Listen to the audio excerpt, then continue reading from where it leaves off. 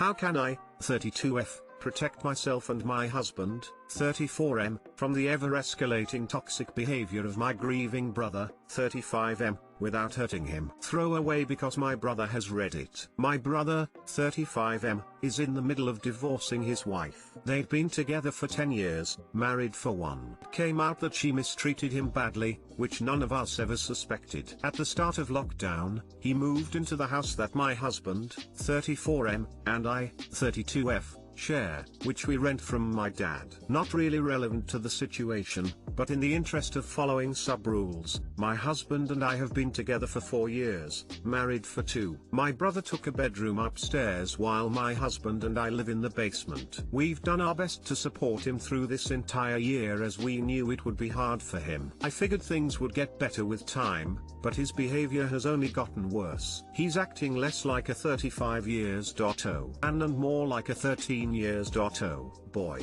We've given him every benefit of the doubt because we knew he was dealing with a lot, but it has gotten to the point where he is now endangering my mental health. I've been a recovering addict for 8 years and he drinks heavily every single night, smokes pot in the house, brings drug-addicted prostitutes into our home who have stolen things on at least 1 occasion, he barges into our room piss drunk whenever he pleases and starts fights with us. He gets into fights with just about everyone and has estranged himself from half of the businesses in our neighborhood because of it. He eats our food, comes into our room while we're gone or asleep and borrows stuff without asking, and generally just behaves like a selfish child. We have both tried our hardest to be understanding and supportive and gently guide him in the right direction, but he doesn't want to hear anything unless it's something he already believes himself. He generally only looks for validation, not actual advice. I've begged him to speak with a therapist, but he just refuses to consider it. Since he doesn't really seem to want to do anything to actually help himself in favor of putting off his problems with things that give him immediate gratification, I eventually accepted that there's nothing I can do for him until he's ready to actually get help himself. All I can do now is protect myself and my husband from his toxicity. I've asked him on numerous occasions not to come into our space when he's been drinking because it's very triggering for me, not only as a recovering addict, but also as a person struggling with PTSD. He has triggered several episodes over the last year and it's getting to the point that I don't even want to leave my room, but I don't even feel safe there either because he still just does whatever he pleases and stomps all over our boundaries at every turn. My husband and I are trying to buy our first home, which has proven to take much longer than either of us would like. So, until we can move out, we're pretty much stuck with this situation. I've talked to my dad about it, but since he's not the one that has to deal with the fallout, he just tells me that I need to be there for my brother because family. I understand he's going through a lot and I truly sympathize, but there's only so much I can take when he can't even be bothered to do one constructive thing for himself. I'm just at a complete loss and about at the end of my rope. What can I do to protect myself and my husband from his erratic behavior until we are able to move out? Any advice is greatly appreciated. Too long didn't read. My brother's toxic behavior is making life unbearable for my husband and I. We're stuck sharing a house with him until we can buy our first home and we're at a loss as to how to deal with this. Please help. Frown.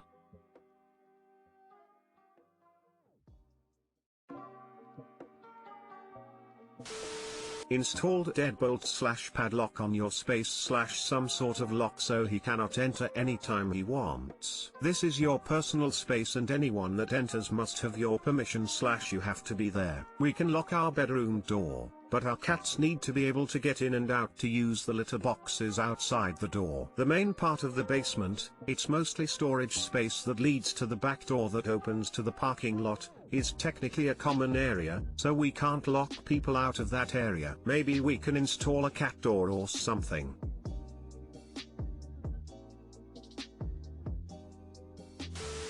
I don't know how much you're paying in rent, but living there is costing you both more than money. Give notice, find a 1-bedroom studio apartment if you have to, but get the fuck out of that situation. Let your dad support him. You and your husband were there for him, he needs to find rock bottom before you should be there for him again. Good luck.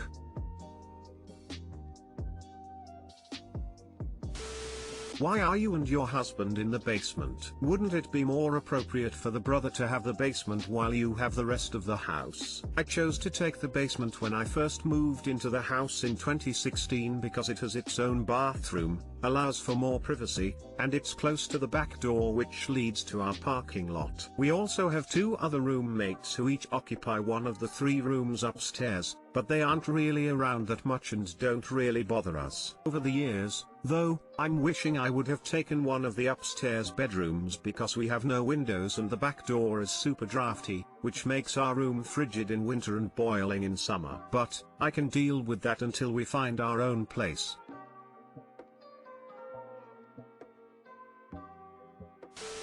Do you have any proof it was your brother's wife mistreating him, and not the other way around? Drugs, prostitutes, and truly terrible selfish behavior don't come out of nowhere. Is it possible she just got sick of the same things you are and kicked him out? I'm only asking because my mother acted a lot like your brother post-divorce with my stepdad, except I was the only one who saw that she acted that with my stepdad, and her attitude was the reason the relationship fell apart. Then she went around after playing the victim so she could continue to act irresponsibly, but with an excuse so no one could call her on her shit. Getting a divorce doesn't mean you're allowed to make life hell for other people. Plenty of adults get divorced every day. If you got a divorce from your husband, would you be acting the same way, or expect other people to tolerate you?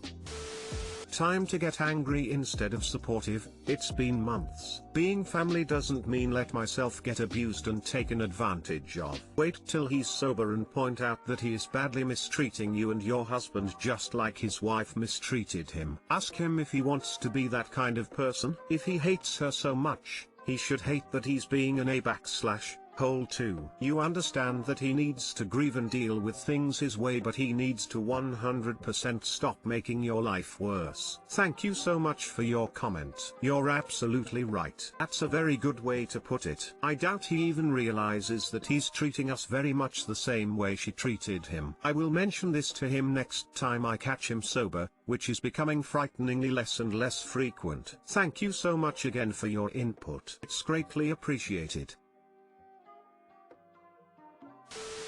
I, 33F, haven't talked to my sister, 30F, in 4 months because of her wedding. I have an extremely dysfunctional family on my mother's side. My mom is the worst of them. I have had to put distance, emotionally and physically, between us many times. It was bad when I lived with her as a teenager and we would have some epic fights. But after I moved out at 18 I mostly ignored her for periods of time when she was too much. A few years ago she really stopped listening to me and we had a full communication breakdown. I went to therapy and went no contact with my mom. She sent me emails and cards and ignored my requests for silence. All of her family know how she is and a few of them told me to just suck it up and deal with it because she is my mom. The bigger problem became my sister, Mary, 30F. My sister was having some issues with mom a few years back as well, but was able to work things out and I encouraged her to do so if she wanted a relationship with mom. I was clear that I don't want Mary sharing any information with mom about me. She agreed and said she respected my choices, but in one conversation last year she worried me with a joke of, well, I don't know why you send me pictures and not anyone else in the family, BC mom might see them from me. I haven't sent her any pics or updates about my life since that.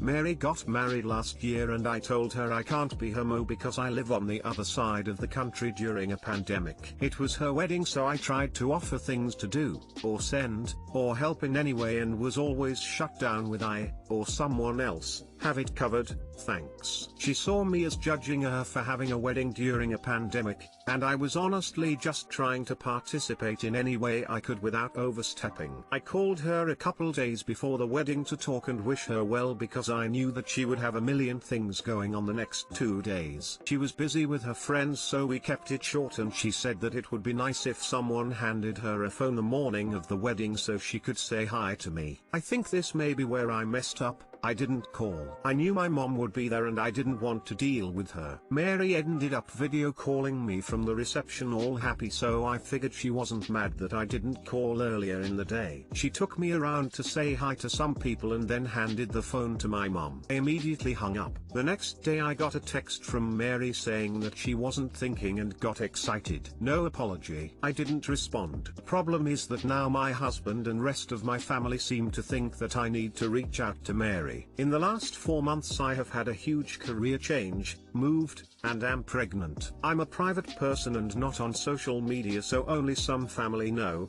but now they feel pressured to keep my secrets from Mary. I'm trying to figure out if I did something wrong here. I honestly don't care if any news gets back to her, but I know that if a family member tells her by accident then they will feel bad. I never had a conversation with Mary about how I don't trust her because I didn't want to stress her out while she was planning her wedding. I want to talk to Mary again and let her know everything that has happened, but I know she will share the information with Mom and I'll get another burst of communication that I will have to ignore. It's really nice to not have to deal with Mom when she finds information out about my life, but if she does find out anything she gets crazy. Should I call my sister and fill her in on my life to keep the peace in my family, or just ignore everyone complaining about having to keep my secrets for me? Too long didn't read. My mom is overbearing and ignores boundaries, so I don't talk to her. My sister has tried to force the relationship in the past but seems to be sorry when she does, with the exception of the last time she tried to get me to talk to Mom. It's been 4 months since that happened and I haven't talked to my sister since, but my family is having a hard time with the break in communication between my sister and I. Should I call my sister and fill her in on my life to keep the peace in my family, or just ignore everyone complaining about having to keep my secrets for me?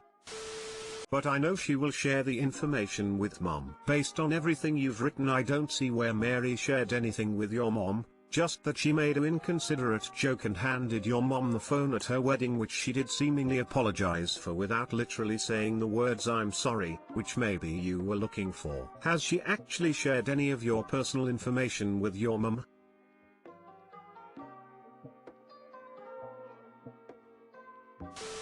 Why does everyone get a say in how you manage your relationships? If you wanted to talk to Mary, you would already have done so.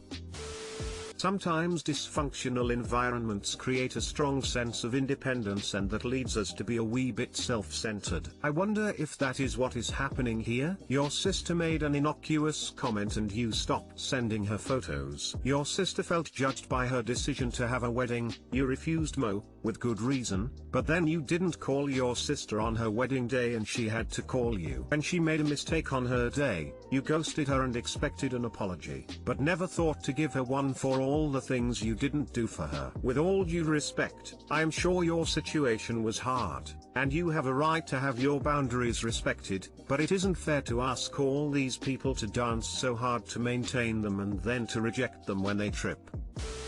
The next day I got a text from Mary saying that she wasn't thinking and got excited. No apology. I didn't respond. It's true she didn't apologize, but you're the one who stopped communicating, not her. And I don't mean the silent treatment. I mean avoiding the topic. Were you upset about what she did? If so, you should have told her. Example, I wasn't thinking and got excited. I know, but it still hurt me. She reached out to you to address the topic and you didn't share your feelings with her. You're not obligated to, of course, but the ball is in your court to reach out. It feels like you want to cut your sister out of your life without actually having to do so. You are in touch with other family members and putting the burden on them to keep secrets for you because you are not being honest with them. Do you want to stop contact with your sister? If so, be deliberate about it. Talk with family about your wishes for how they should handle information about you, and probably send one last letter to your sister explaining her choice, since it might be confusing for her otherwise. After all, as far as she knows, everything is fine between you two. So telling her would be a courtesy, if you can manage it. If you want your sister in your life, then don't be so passive. Reach out to her and talk about things that bother you. Share things you want her to know, good and bad. Be upfront and honest with the rest of your family about the extent of your relationship with her so they aren't confused. Privacy and secrecy can be good or bad. If you never open to people about your life, then why even pretend they are in your life at all? Either open up and work on the relationship, or close it up for good. This limbo is just stressing you and all your shared family members out. I 34M, am no longer sure I want my marriage to my wife. 34F, after emotional shutdown. I have been having doubts about my marriage for a while now, but only in the last 6 months have I taken them seriously, and am tired of the rocks in the stomach feeling. Long story short, we have been together a bit over 15 years and married 8. We have no kids due to fertility issues. We have had a problem with communication for as long as I can remember, she being the worst for holding things in and not discussing them. I for not wanting to bring things up that might upset her, as she has a tendency to overreact, leading to a feeling of walking on eggshells when it comes to difficult topics. She's a good person and always wants to do the right thing or help people. She's outgoing with our friends and we have a few good things in common, but getting past this communication issue has been a huge problem. A big thing happened in August that really made me start paying attention to these feelings and taking them seriously more than in the past. We tried a round of IVF and it failed. It completely tore us both down,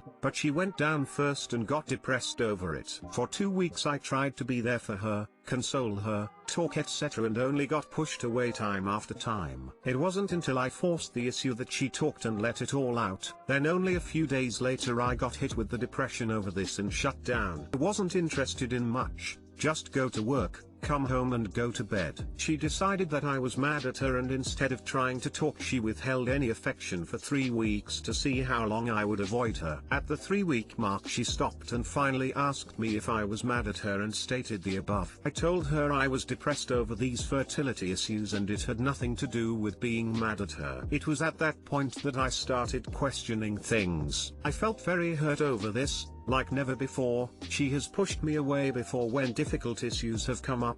Not only did she push me away with her depression but ignored me in mine. I just can't stop thinking about that incident, and even though we have talked about our communication issues and started couples counseling, I'm just not sure what to think. I feel guilty about having these feelings, but it still hurts after that event, and though she has tried to be nicer and more available after work, our communication still is not getting better. I just don't know what to think anymore. I admit I have wondered in the past if we were meant to be together, but always kept pushing forward because that's what you do, until after 3 years of trying to get pregnant and that IVF failure hit me. I do know she is committed to us even if she isn't making progress with her issues that lead to her portion of our communication failure. Whereas I am not sure, and I feel like the bad guy for even thinking about wanting out and wondering if there is someone out there that is truly a better match. I keep thinking that I go through this life once and I deserve to be happy, but so does she. What if I did leave but we did have potential to be a perfect couple?